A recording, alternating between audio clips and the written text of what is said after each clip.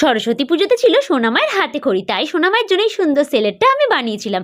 আসলে কি হয়েছিল জানো, অনলাইনে যখন এই সেলেটগুলো দেখলাম বেশ ভালোই দাম। আর এটা বানানো কোনো বিশাল কিছু জাদু মন্ত্র ছিল না, তাই ভাবলাম আমি নিজেই বানিয়ে নেব। আর হাতে বানানো জিনিসের একটা মজাই আলাদা। আর সোনামা যখন বড় হবে তখন ভাববে যে মিমি আমার জন্য সুন্দর একটা সেলেট বানিয়ে দিয়েছিল। কিন্তু হয়েছে গন্ডগোল এখানেই যে আমরা গেছিলাম পুরুলিয়া, আর সরস্বতী পুজোর আগের দিন এসেছি পুরুলিয়া থেকে। আর এত তাড়াহুড়ো লেগে গেছে, সন্ধেবেলা গিয়ে সমস্ত জিনিসপত্র আমি কিনে নিয়ে এসেছি। তারপর রাত্রি 2টো পর্যন্ত বসে বসে এই সেলেটটা বানিয়েছি।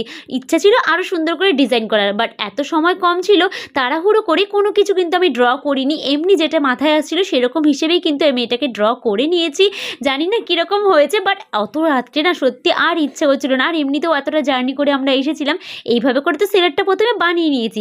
তারপরে এই জড়িগুলো, এটাকে লেস বলে, এগুলো নিয়ে এসেছিলাম, আঠা দিয়ে বসিয়ে নিলাম। সাদা লেসটার ওপরে এবার লাল ফিতেটাকে কুচি কুচি করে সেলাই করে নিয়েছিলাম, সেটাকে আঠা দিয়ে বসিয়ে দিলাম। ব্যাস রেডি হয়ে গেল সেলেটটা। কীরকম হয়েছে অবশ্যই জানিও। আর এটা কিন্তু বাড়িতে সবার বেশ পছন্দ হয়েছে। সোনামা কিন্তু হাতে খড়িয়ে দিয়েছে এই সেলেটটাতে।